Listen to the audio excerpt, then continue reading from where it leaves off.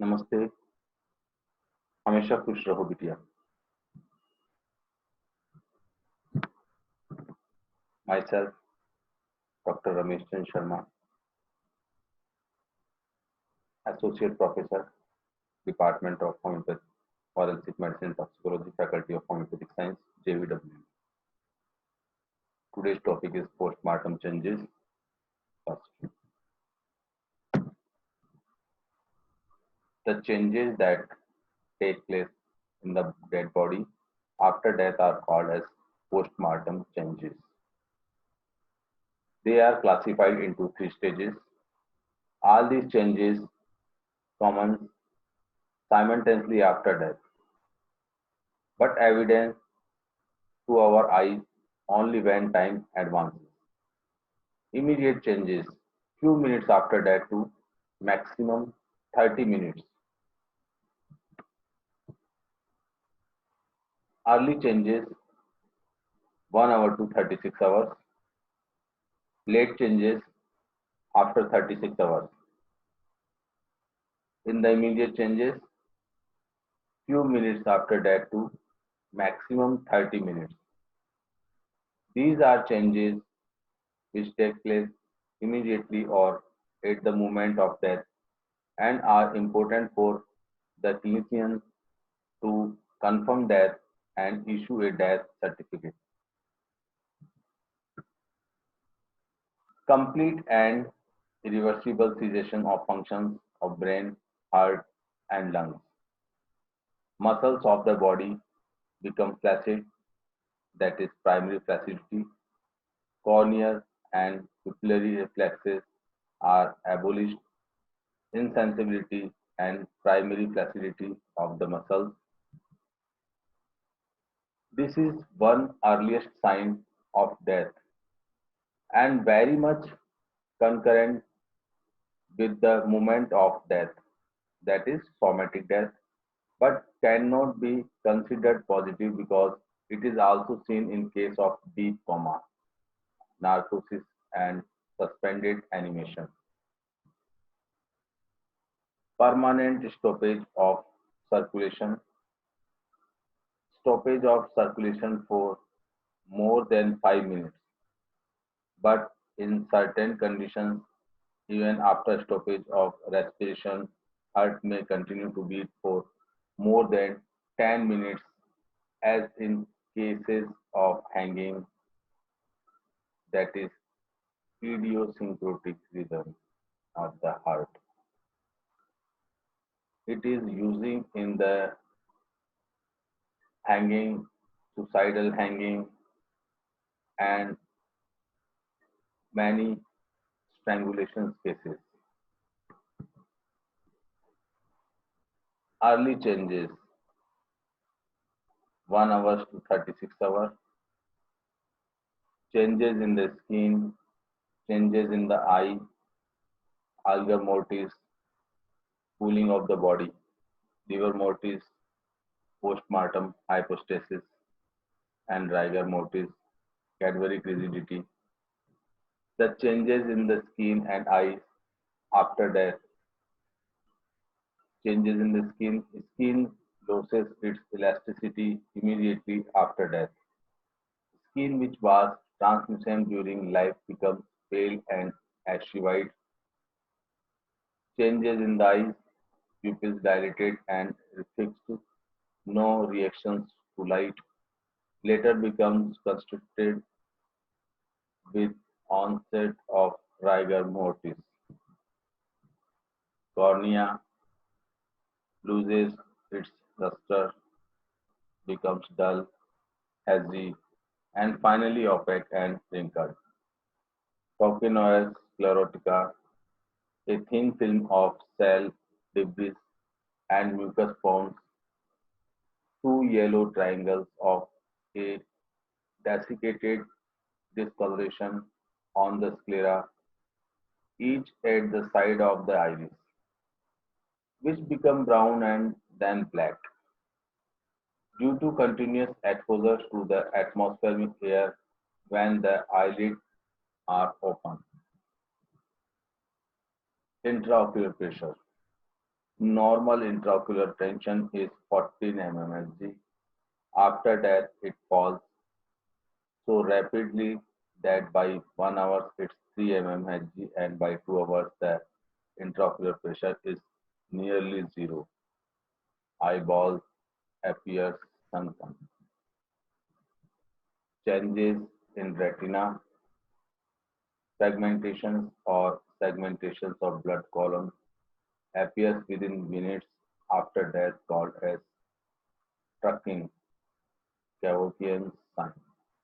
Retina is pale for the first 2 hours, then at about 6 hours after death, the disc outline is hazy. It becomes totally blurred in 7 to 10 hours. These changes in the retina can be appreciated only by using an ophthalmoscope and interpreted by an expert ophthalmologist. Chemical changes in vitreous humor. Vitreous humor is the only body fluid which is a reliable indicator to assess the time since death. There will be a gradual raise in the potassium level after death up to 4 or 5 days. Describe algomotis, that is called cooling of the body. It is very important. There is a constant balance between heat production and heat lost during life. After death, heat production is lost as the body starts cooling. The body loses heat by conduction, convection, and radiation. Body surface starts losing heat rapidly, but the inner body core temperature does not alter until a gradient is established between the core body temperature and the environmental temperature. There is no significant changes in the core body temperature up to 2 hours from the time of death. Once the gradient is established, the body starts losing heat at a constant rate.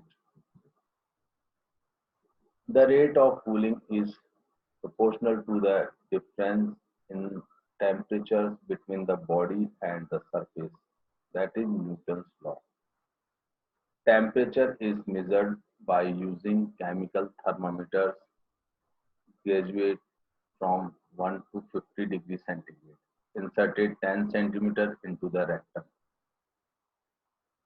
When there is history of suspected sexual assault, then the temperature is measured from the undersurface of the liver by making a slit opening on the upper part of right side of the abdomen, subhepatic temperature. That is the formula of the temperature module. Normal body temperature minus rectal temperature, then subhepatic temperature by the rate of fall the temperature upon the hours.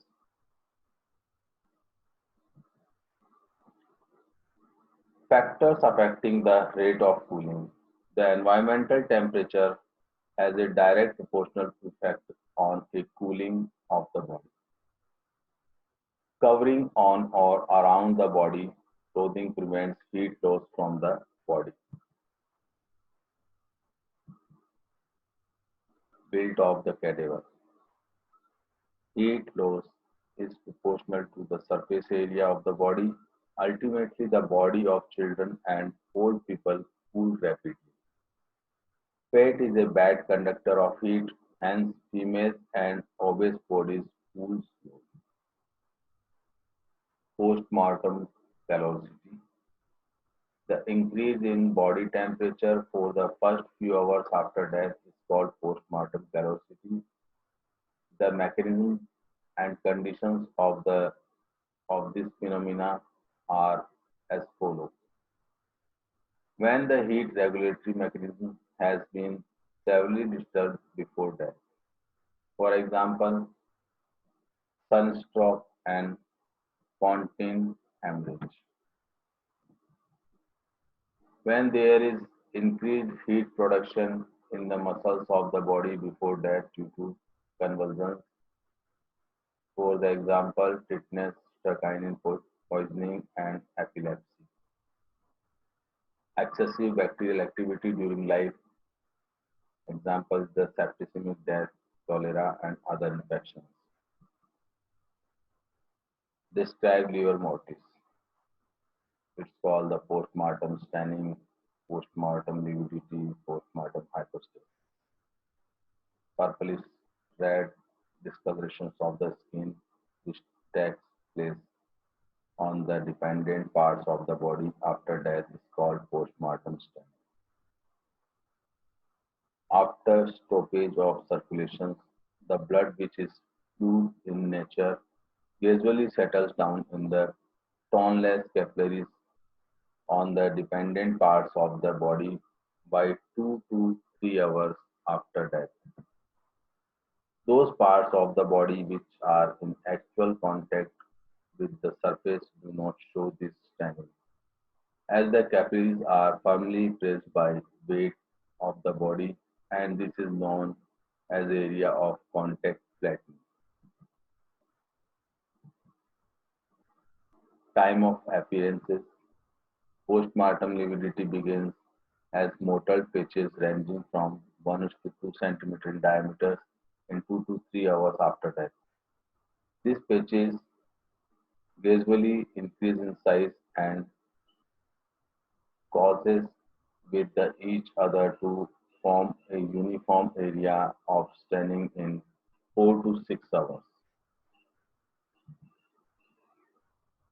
Postmortem hypostasis, that is fixed with the areas of contact flattening time since death in the 6 to 8 hours.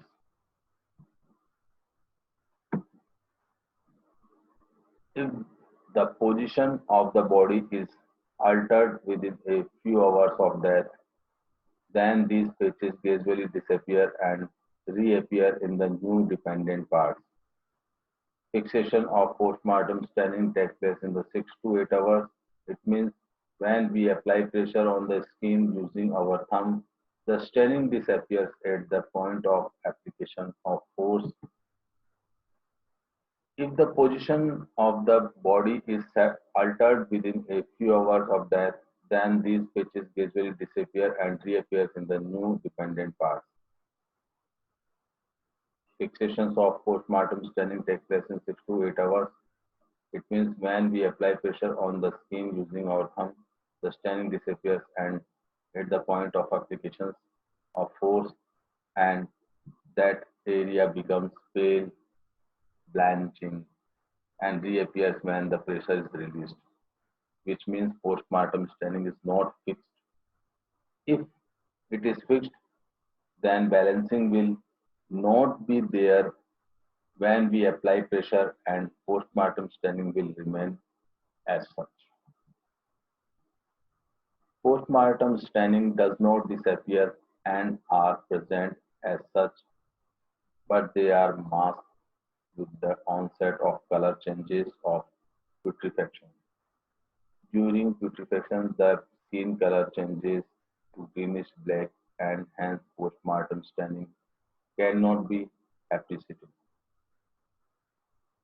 The postmortem staining may not be developed at all if the body is closed and turned continuously as seen is fast flowing water in rivers. PMS cannot be appreciated well in dark colored individuals. It may not be appreciated even in fair skinned bodies if they have bled profusely before death or were severely anemic at the time of death. It has to be differentiated from contusion. It is a sign of death. It helps in estimating the time of since death. It indicates the posture of the body at the time of death. It is also indicates any alterations, deliberate disturbances in the positions of the body after death. The color of postmortem staining gives a clue to the poison involved in causing death. Rigor mortis. It's very, very important for the postmortem. The conditions altering the appearance of rigor mortis, the condition of simulate rigor mortis. Rigor mortis is also called cadaveric rigidity. Rigor mortis is a state of stiffening of the body due to rigidity with relative shortening of the muscle fibers. Immediately after death, the muscles go into primary flaccidity and rigor mortis sets in the muscles with passage of time. The muscles go in for secondary relaxation after rigor mortis passes off. It indicates the molecular death of the muscles and the muscles do not react to electrical stimulus after rigor mortis has set in. Rigor mortis appears in all the muscles of the body, skeletal and smooth muscles, voluntary and involuntary muscles. It is a chemical process and is not dependent upon blood supply or nerve supply. It is an internal process within the muscles and hence appears even in an amputated limb. Thank you.